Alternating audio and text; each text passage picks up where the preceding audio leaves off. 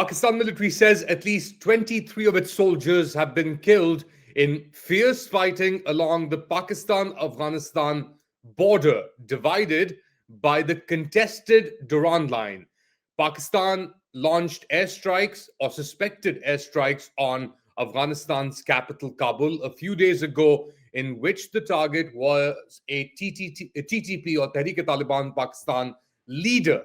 The Afghan side or the Afghan Taliban didn't initially comment on the attack or who was the target. But in the days since, we saw the Afghan Taliban attack checkpoints on the Pakistani side of the dividing line. And in response, Pakistan launched its own attacks, claiming to have killed dozens of Afghan Taliban fighters. The situation remains tense, with both sides now reinforcing or at least sending reinforcements to this long stretch, which stretches several districts in Pakistan and several provinces in Afghanistan. To get a better understanding of what the Afghan Taliban position is and what more can the Afghan side do, we're joined by Afghan-origin journalist and activist Sangar Paykar. Sangar, thank you so much for joining us. Let's begin with the latest. What are you hearing from sources on the ground? Thank you for having me, Ali. It's good to see you again. So in Afghanistan currently, what we hear is that the fighting that started yesterday has ended this morning. There are no indications of any more incursions into the Pakistani side from Afghans, neither from the Pakistani side to the Afghan side. However, we hear conflicting reports. So on the Pakistani side, we hear from Pakistani sources about destruction of several military posts along the Durand line. And similarly, Afghan sources have suggested that they have completely destroyed many posts near Bahramcha, which is towards Balochistan province, and also along Kuram Agency and Waziristan. There are many reports of what has happened, and we see images, photos of Pakistani soldiers who have been killed, and there are some photos showing people who have been captured. Until now, we haven't seen a very clear indication of what has occurred in the middle of the night between the two countries. There are many reports. What is clear that this is the first time that such a large military response was orchestrated by the Afghans in retaliation, essentially, of what has happened recently. And as you started with your monologue, you mentioned the airstrikes. What we are not clear about is whether there was actually a bombing in Kabul by the jets that were heard by citizens in the city. There are even people who are saying that maybe it was a sonic boom, because the location and the place of an explosion has not been found. Local people in Kabul, in different parts of the city, actually where the sounds were heard most loudly is towards northeast of the city center. And there I have friends and relatives who live there, and they said we heard a huge bang, but the next morning they couldn't see any place damaged, no smoke, no signs of an explosion. So this is why it is still unclear what that sound was. So this is why some people speculate that it may have been a sonic boom of the jets. But what is clear is that there was a airstrike in Bermal district of Paktika near Waziristan on the Afghan side, and a bazaar was bombed where many shops were destroyed. So we have this ambiguity on the suspected airstrike in Kabul. There was another attack, as you mentioned, in Paktika. The Afghan interim foreign minister, the Afghan Taliban foreign minister, Amir Khan Muttaqi, is currently in India. He also spoke to the media on this deteriorating situation between Pakistan and Afghanistan. Let's listen to what he had to say, and then we'll move the conversation forward. सरहदी इलाकों में जो हमारे दूर दराज इलाके हैं, वहाँ पे कुछ अटैक हुआ है, हम उसकी मजम्मत करता है और हम पाकिस्तान हुकूमत का ये काम एक बड़ा गलती समझता है। ज़्यादा छेड़ना अगर लोग करता है तो वो एक बार अंग्रेज से पूछे, फिर सोवियत यूनियन से पूछे, फिर अमेरिका से पूछे, फिर नाटो से पूछे, ताकि वो आपको थोड़ा सा समझाए कि भाई अफगानिस्तान के साथ ऐसा खेल करना ये अच्छा नहीं है। So that was Amir Khan Muttaqi, the Afghan foreign minister, the interim Afghan foreign minister in New Delhi on a 6-day visit. The timing of this for the Pakistanis is quite circumspect, because keep in mind that you had the killing of at least 16 to 23 Pakistani security personnel leading up to these clashes on the border. Then you had the visit of Amir Khan Muttaqi to New Delhi. Are Pakistan's fears that unfounded, you think, given what Afghanistan and India are doing in fostering better ties, and the Afghans are attacking Pakistani positions? Well, Pakistan, as a significant and very important Muslim nation in the region, can have diplomatic relations with India. They can try to build their diplomatic relations with India and send dignitaries.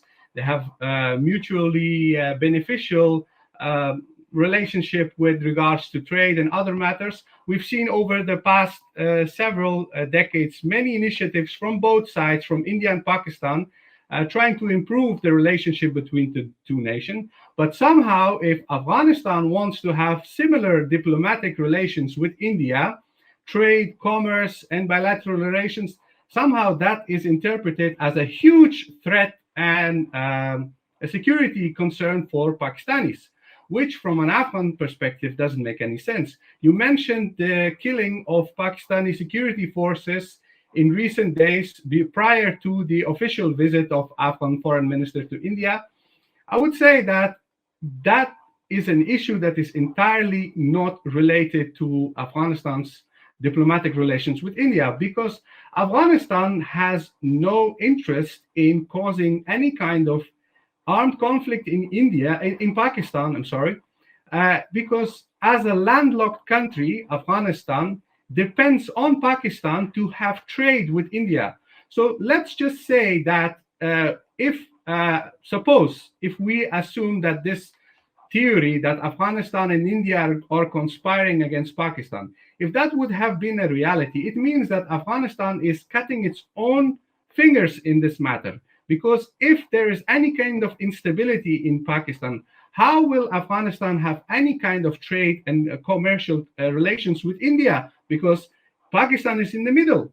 So those issues, whether it's TTP or any other militant group such as BLA in Pakistan, if they are attacking Pakistani forces, if there is any kind of security problem in Pakistan, the first and foremost priority of Pakistanis should be to address the motives and reasons of people who join those groups.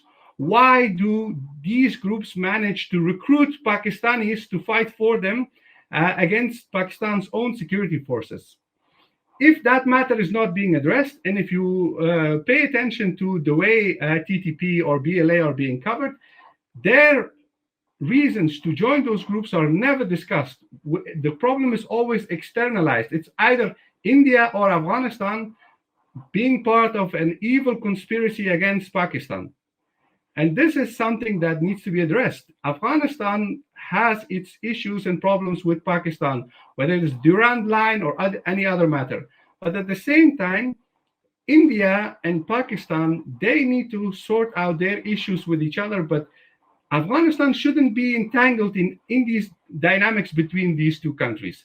We, as an independent nation, we have our own interests, which is why Afghanistan is trying to seek diplomatic relations with all its neighbors, whether it's Iran, Turkmenistan, Uzbekistan, Tajikistan, China, Russia, Kazakhstan, and similarly with Pakistan and India.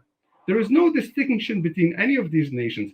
The only country that is trying to make a distinction here in this matter is Pakistan. Basically, Pakistan is saying you are not allowed to have a foreign policy that is against our wishes and desires. This is a repetition of what the British Empire did during the occupation of the subcontinent. They prevented Afghanistan from having a independent foreign policy. So in 1919, when Afghanistan declared its independence, it was for a significant part also an independence from the British influence on Afghanistan's foreign relations. Afghanistan wanted to be free in dealing with the neighboring countries, with other world powers. And now in 2025, what we see is that Pakistan is using its regional position to basically dictate to Afghanistan who they can and who they can't talk to. And this matter of terrorism and militancy, we see that as just an excuse. We don't buy it. Well, let's get the Pakistani perspective, at least on this. The Pakistanis have been requesting or asking the Afghan Taliban government to do more to contain Tehreek-e-Taliban Pakistan, or the Pakistani Taliban, which Pakistan says has sanctuaries in Afghanistan, from Nangarhar to Kunar to other areas. Pakistan also calls these elements, it used to call them TTP, Tehreek-e-Taliban Pakistan, but it has labeled them as Fitna al-Khawarij or Fitna al-Hindustan. It says that these are Indian-funded groups that are patronized by India, that are funded by India, that are operating in Afghanistan, and from Afghanistan, they are launching attacks in Pakistan. The past year, 2024 to 2025, has been the deadliest year on record for the Pakistani security forces in terms of the losses that they've incurred as a result of terrorism and terrorist attacks. Afghanistan says that this is an internal problem for Pakistan, but it also says that these border tribes on either side have long-standing relations, have family ties, they're basically the same people, and you can't necessarily stop them. So it's quite a complicated situation, isn't it? I agree. And with regards to the Pakistani perspective, let us just focus on the facts. Let's just assume that it is true that India is supplying any kind of material support to the militant groups in Afghanistan. It means that India is using Tehreek-e-Taliban Pakistan and Balochistan Liberation Army against Pakistan, and Afghanistan is some kind of co-conspirator here in this case. If that would be the case, we go back to what I've said earlier. Afghanistan is basically, in that context, harming itself first and foremost by aiding India. Now, the question is, how does that really benefit Afghanistan? We have to be very rational in this conversation. How does it benefit Afghanistan to conspire with India against Pakistan? Because any kind of instability, whether it's in Balochistan or Pakhtunkhwa, directly has a negative impact on the security in Afghanistan. We depend on trade and commerce routes through Pakistan because we are a landlocked country. Afghanistan is currently building on a relationship with Central Asian republics, with Iran, with China, and with Russia to create a new consensus in the region so that Afghanistan can be uplifted from its position as a country that is poor, underdeveloped, and direly in need of aid. And in order to do that, Afghanistan needs security in Pakistan to have a business relation, not just with Pakistan, but with the other neighbors that I've mentioned, and including India.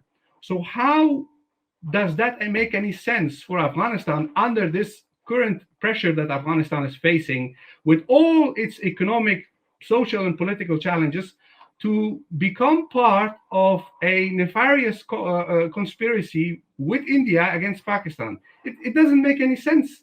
Afghanistan doesn't benefit at all from any kind of militancy or conflict in Pakistan. So this is why I think, when that accusation is levied against Afghanistan, people need to understand that Afghanistan has done everything needed and everything that is possible to address the concerns of Pakistanis.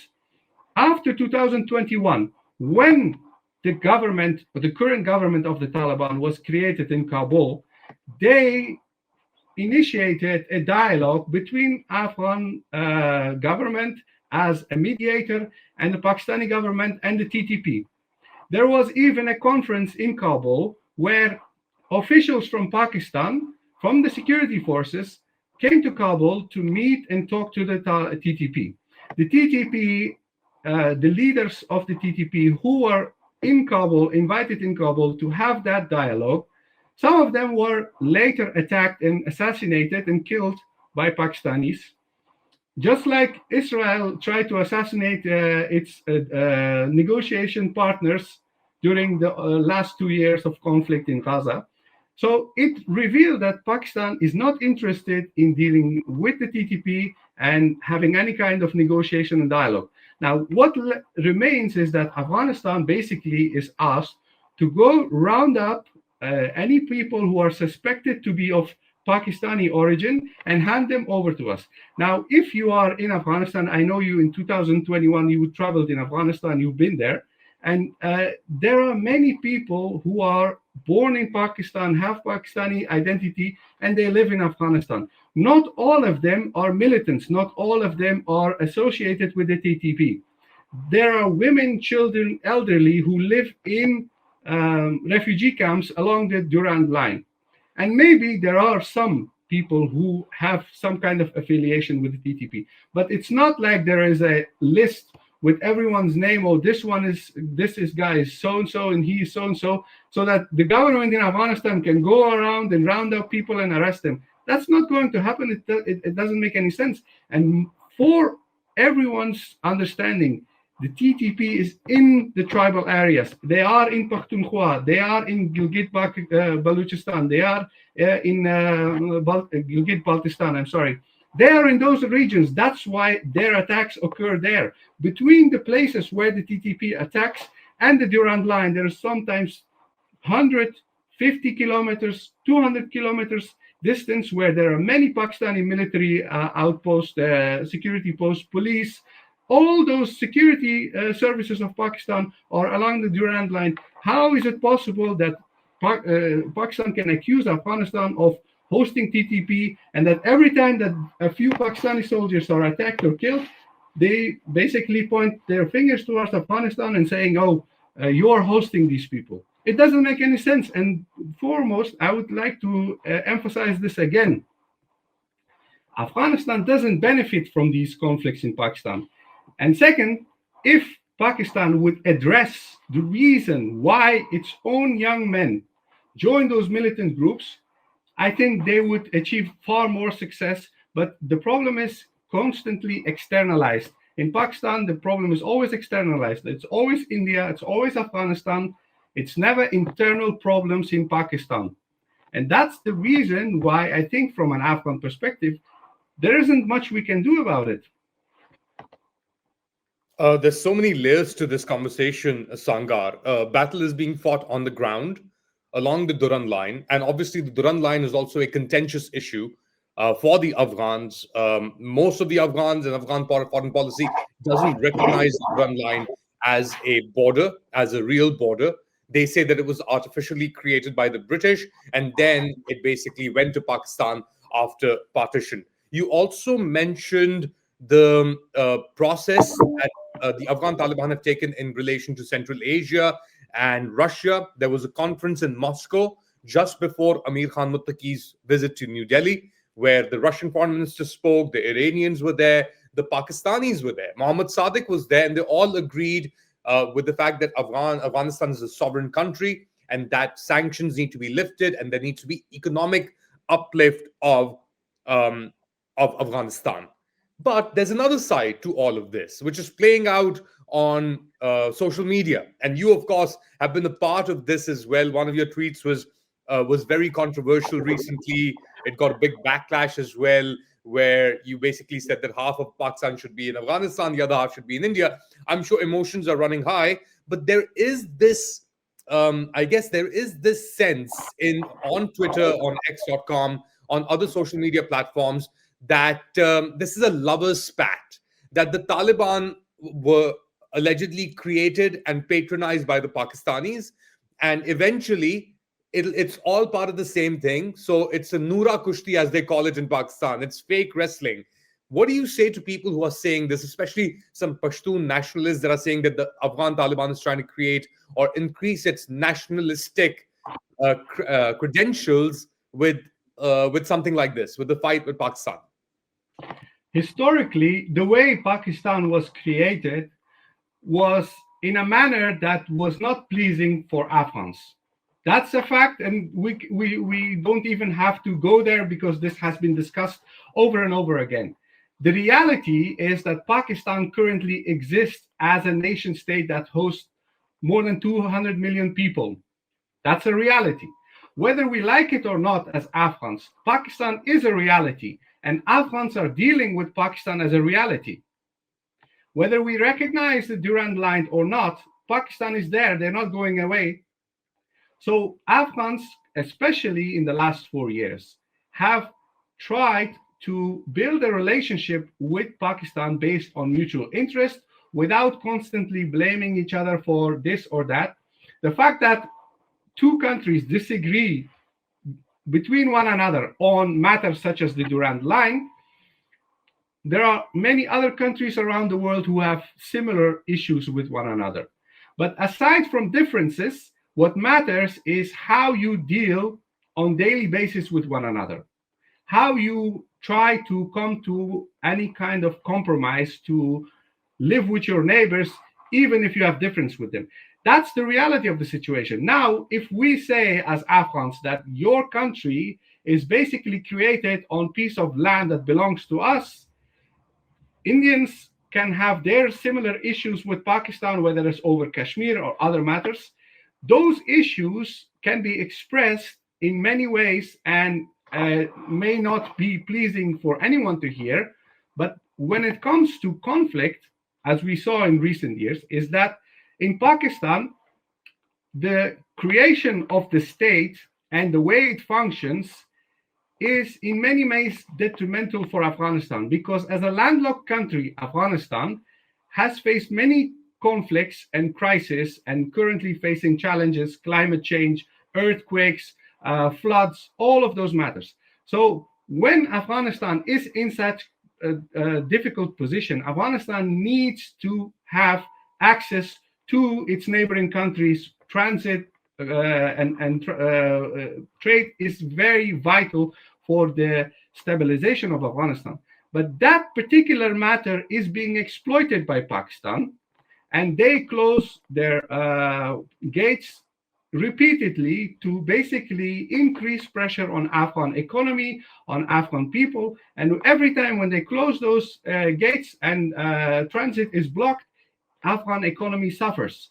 So aside from the fact that it really chokes Afghan economy, what also really bothers Afghans is that Pakistan treats Afghanistan as an inferior country that they should be able to control. When that is the reality of how Pakistan basically acts towards Afghanistan, then what do Pakistanis expect?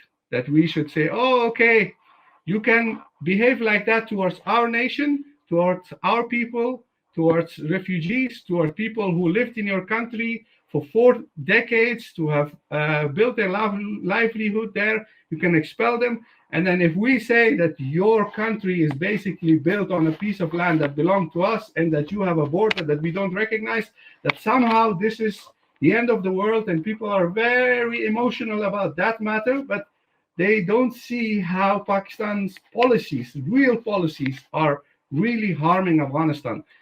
These matters need to be addressed. And the reason why I choose a very provocative tone on social media is because I want to hold a mirror to the face of many Pakistanis who have all these opinions about how Afghanistan is not helping in their counter-terrorism initiatives against TTP or BLA, or how Afghanistan is not being an obedient servant and dealing with India as a neighboring country with diplomatic relations just like any other country. Those matters need to be addressed, and people need to look in the mirror. What is Pakistan doing with Afghans, and how do they expect their neighbors to behave towards them? Sangar Paykar, thank you so much for joining us. Sangar Paykar, Afghan-origin journalist and activist, joining us and talking about this terrible situation on the Pak-Afghan border. What do you guys think? Let me know in the comment section. Do like, subscribe, and share this content. I'll see you soon next time. Till then, take care.